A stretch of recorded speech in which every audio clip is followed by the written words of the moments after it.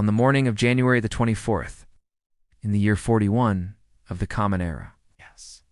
Gaius Julius Caesar Augustus Germanicus, the emperor the world knew as Caligula, lingered in an underground corridor beneath the Palatine Hill. He had just departed a theatrical performance, moving through a private passageway toward the baths. Within moments he would be dead, his body pierced by more than 30 wounds from the daggers of his own Praetorian Guard. He was 28 years old and had ruled Rome for less than 4 years. The assassination was neither random nor impulsive.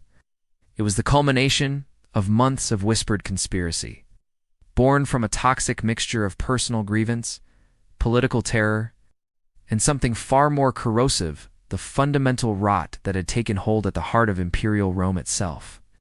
To understand how a young emperor, once greeted with delirious joy by the Roman people, came to die in a darkened tunnel at the hands of his own protectors, we must travel backward through the blood-soaked corridors of the Julio-Claudian dynasty.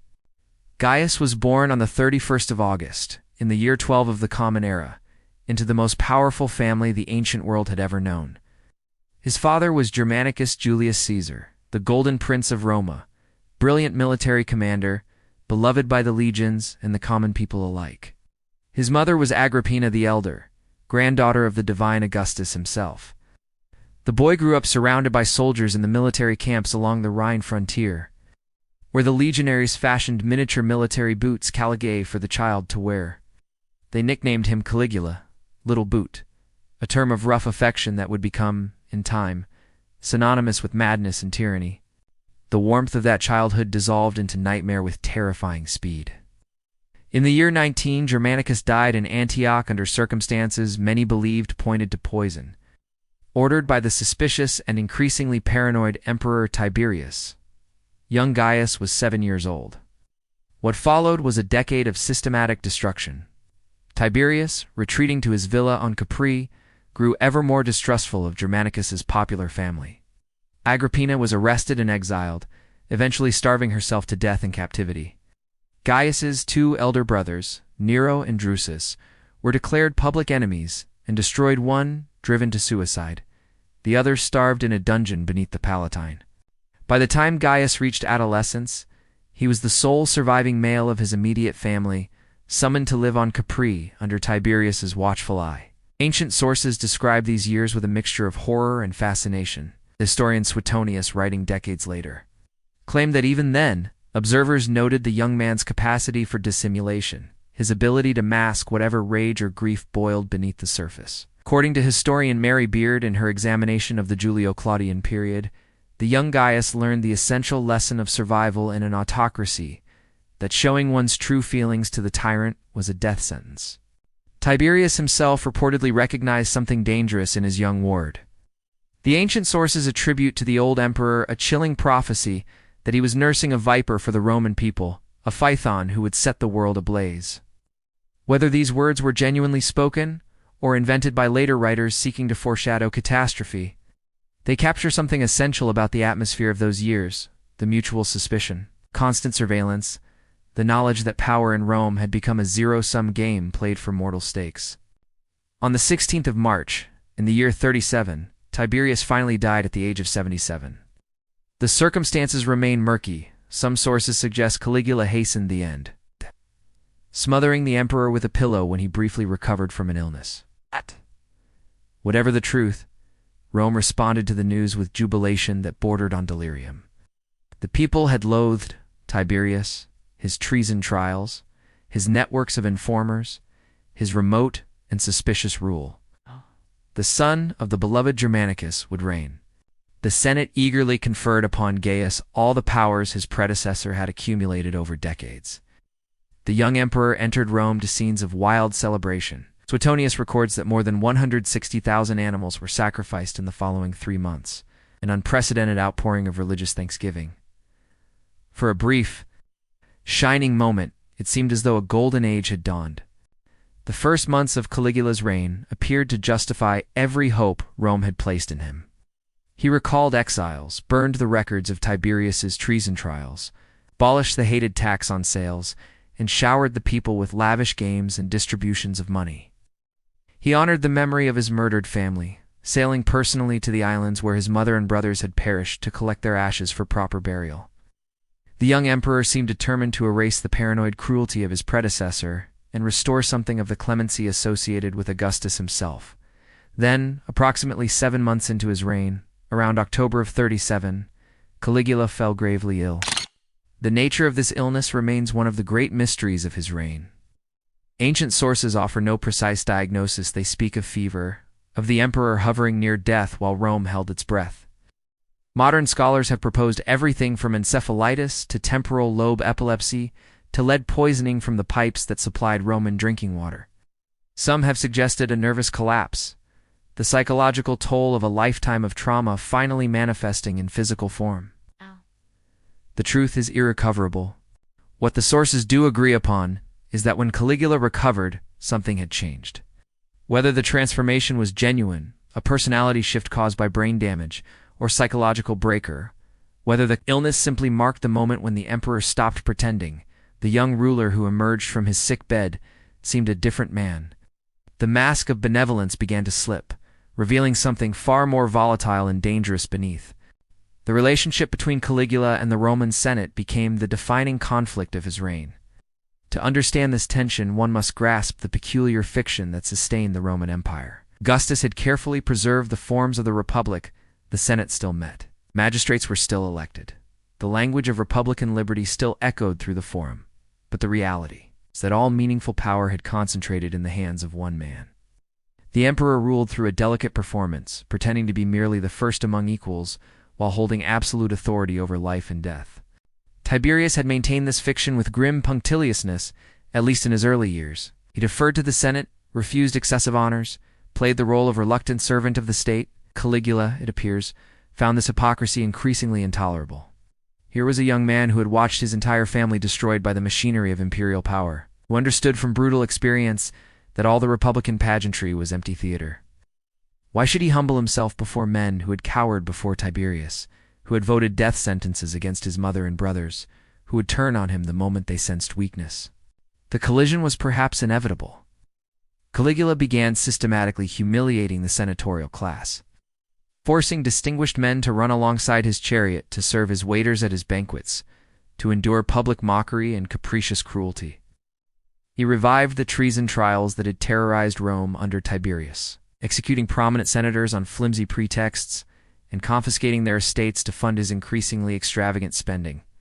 The ancient sources present this behavior as evidence of insanity, but a darker interpretation is possible.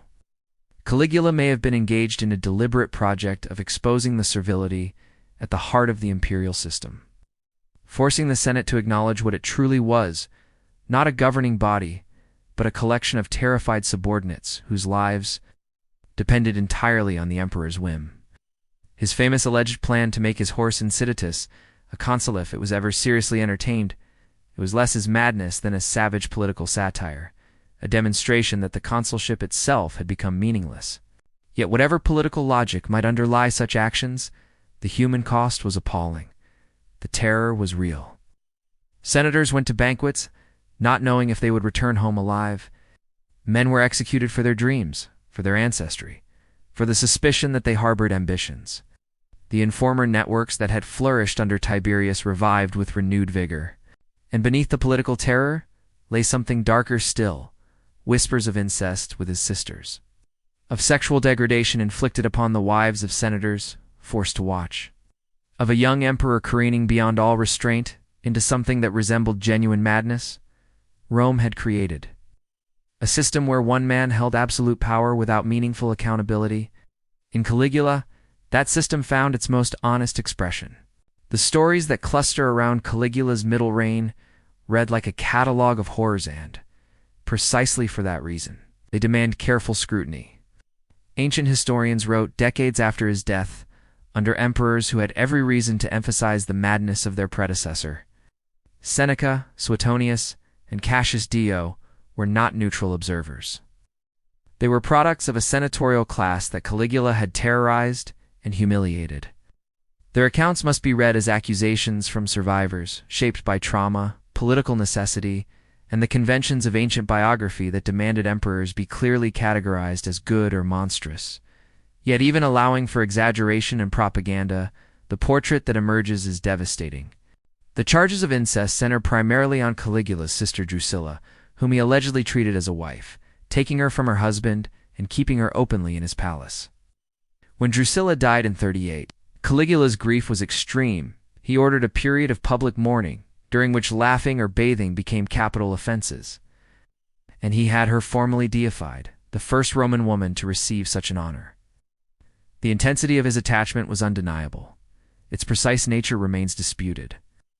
Some modern scholars have suggested the relationship may have been political rather than sexual, an attempt to create a new model of divine monarchy on Egyptian or Hellenistic lines. Others accept the ancient accusations at face value. The cruelty toward the senatorial class intensified as the reign progressed. Caligula is said to have ordered executions specifically designed to prolong suffering, instructing executioners to make their victims feel that they are dying. He forced parents to attend their children's executions, then invited them to dine with him the same evening, testing their composure as a form of entertainment. He allegedly remarked that he wished the Roman people had a single neck, so he could sever it with one stroke. The religious innovations were equally disturbing to traditional Roman sensibilities. Caligula identified himself openly with the gods in ways that violated all precedent, dressing as Jupiter, establishing a temple to himself, engaging in conversations with divine statues. He reportedly had a bridge built across the Bay of Naples, spanning more than 3 miles on pontoon boats, merely so he could ride across in triumph, refuting an astrologer's prediction that he had no more chance of becoming emperor than of riding a horse across the water. The expenditure was ruinous. The point was pure demonstration of power. The planned military campaigns were even more erratic. In 39, Caligula led an enormous army to the northern frontiers, ostensibly to invade Germania and Britain. The campaign produced no meaningful military results, but it generated one of the most bizarre stories of his reign. The emperor allegedly ordered his soldiers to gather seashells from the beach as spoils of the ocean, monuments to his victory over the sea god Neptune. The anecdote is often cited as proof of insanity, though some scholars suggest it may have been a form of military punishment, using a word for shells that also meant military huts, or simply invented by hostile sources. The financial situation grew increasingly desperate. Caligula had inherited substantial reserves from Tiberius's frugal reign and exhausted them within 2 years through extravagant games, building projects, and distributions to the people and army. To refill the treasury, he resorted to naked extortion-selling priesthoods and gladiators, executing wealthy men for their estates, and allegedly establishing a brothel in the palace itself staffed by senators' wives. By the year 40, the situation had become unsustainable. The emperor trusted no one and was trusted by no one. He had alienated the Senate utterly, pushed the treasury to the brink, and created an atmosphere of such pervasive terror that men began to calculate whether assassination carried more risk than continued submission. The conspiracy crystallized around Cassius Chaerea, a tribune of the Praetorian Guard. Chaerea had served with distinction under Germanicus, but Caligula delighted in mocking him for an allegedly effeminate voice, giving him humiliating watchwords and questioning his masculinity. The mockery was trivial. The fury it generated was not. Chaerea began recruiting fellow conspirators from among the guard and disaffected senators. The emperor seems to have suspected something. He grew increasingly erratic, reportedly considering a withdrawal from Rome to Alexandria, where he could rule as an Egyptian god-king beyond the reach of senatorial plots. He had his father-in-law executed for conspiracy. He threatened to move against the senatorial class en masse. Time was running out for everyone. The conspirators chose the festival of the Palatine Games as their moment.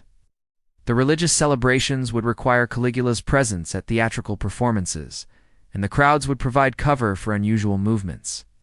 On the morning of January the 24th, 41, the emperor rose as usual in the palace complex atop the Palatine Hill. He had been warned by soothsayers that danger surrounded him in ancient. Sources record omens and prophecies with their customary enthusiasm for foreshadowing, but he had survived countless real and imagined plots. What was one more warning? The events of that day are recorded with unusual detail by multiple sources, though they disagree on specifics.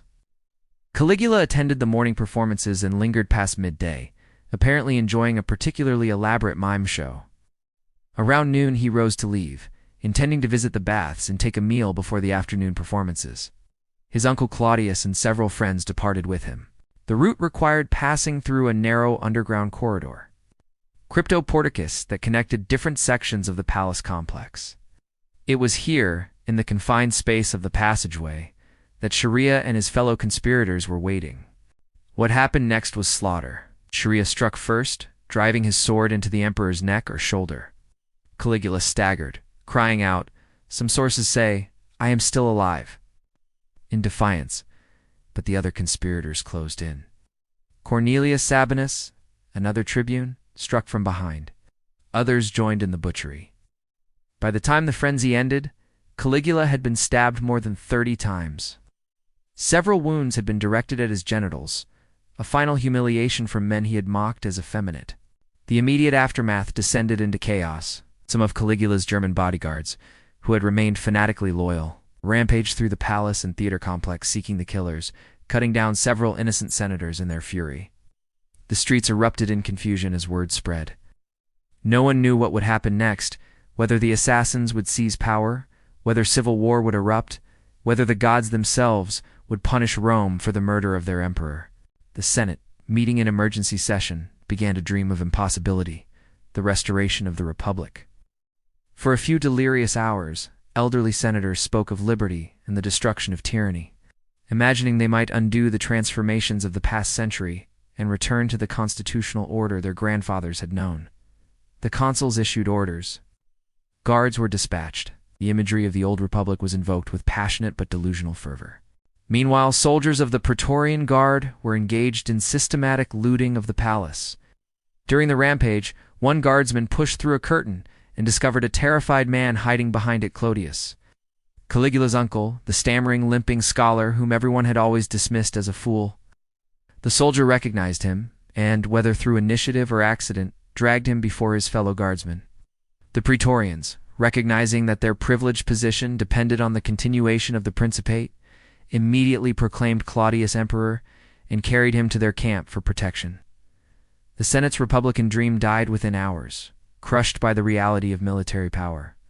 But the conspirators had not yet finished their work. Caligula had a wife, Caesonia, and an infant daughter, Julia Drusilla, named for his dead sister. As long as they lived, they represented potential rallying points for loyalists or future claimants to vengeance. The decision was made with the brutal pragmatism that characterized Roman political violence. A centurion found Caesonia weeping over her husband's body. He killed her there, likely with a single sword stroke. The baby was seized and murdered by having her head smashed against a wall. With these deaths, Caligula's immediate line was extinguished.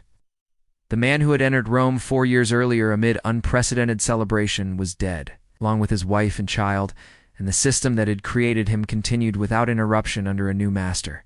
Claudius ruled for 13 years, unexpectedly competent administrator who expanded the empire and reformed its bureaucracy, yet he too died by poison. Allegedly administered by his wife Agrippina, the younger Caligula's surviving sister who sought the throne for her son. Nero's reign would end with suicide and civil war. The Julio-Claudian dynasty, which had begun with Augustus's careful construction of benevolent autocracy, concluded in a carnival of murder, madness, and self-destruction. The pattern suggests that Caligula was not an aberration, but a symptom. The Roman imperial system concentrated absolute power in the hands of one individual, removed meaningful checks on that power, and surrounded the ruler with an atmosphere of limitless flattery, paranoid suspicion, and temptations to cruelty. Some emperors navigated this poisoned environment with relative success. Others succumbed to its corruptions with catastrophic results. The rot was not in Caligula alone. It was built into the foundations of the system itself. This interpretation has gained increasing scholarly support in recent decades. Historians have moved away from the simple, ancient categorization of Caligula as a madman, recognizing that such labels serve the political purposes of those who wrote the histories. The real Gaius Julius Caesar Augustus Germanicus remains elusive, buried beneath layers of propaganda, rumor, and hostile reconstruction. What can be said with confidence is that he was young, traumatized, thrust into absolute power without preparation, and surrounded by men who alternately flattered and plotted against him. He had watched his family systematically destroyed by the machinery of imperial politics. He understood, perhaps better than any of his predecessors, that the republican theater maintained by Augustus and Tiberius was a hollow pretense masking naked autocracy. His crime, in a sense, was honesty, forcing the Senate and people of Rome to confront what they had become. None of this excuses the cruelty. The executions were real, the terror genuine, the victims' suffering no less acute for being inflicted by a man shaped by childhood trauma. The wives forced into degradation, the children murdered for their fathers' estates, the senators who went to sleep each night, not knowing if they would wake to an execution, order their pain cannot be dismissed by contextualizing the ruler who caused it.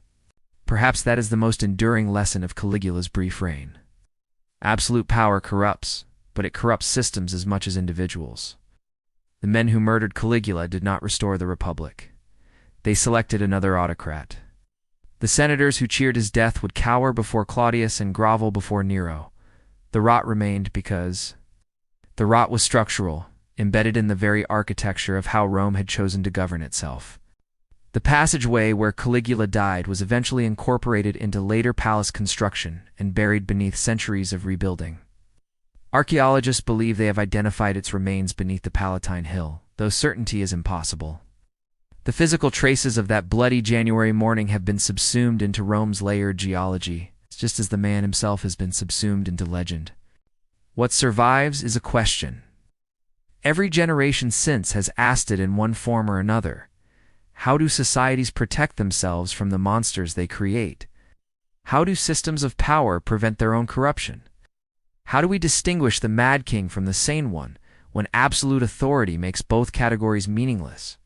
Caligula offers no answers. He offers only the evidence of what happened when Rome failed to ask these questions in time.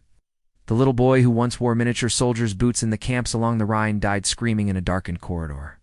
And the empire that killed him continued its long march toward dissolution. The rot had been there all along. It would be there still, eating away at the foundations. Long after Caligula was forgotten, and long after Rome itself had fallen.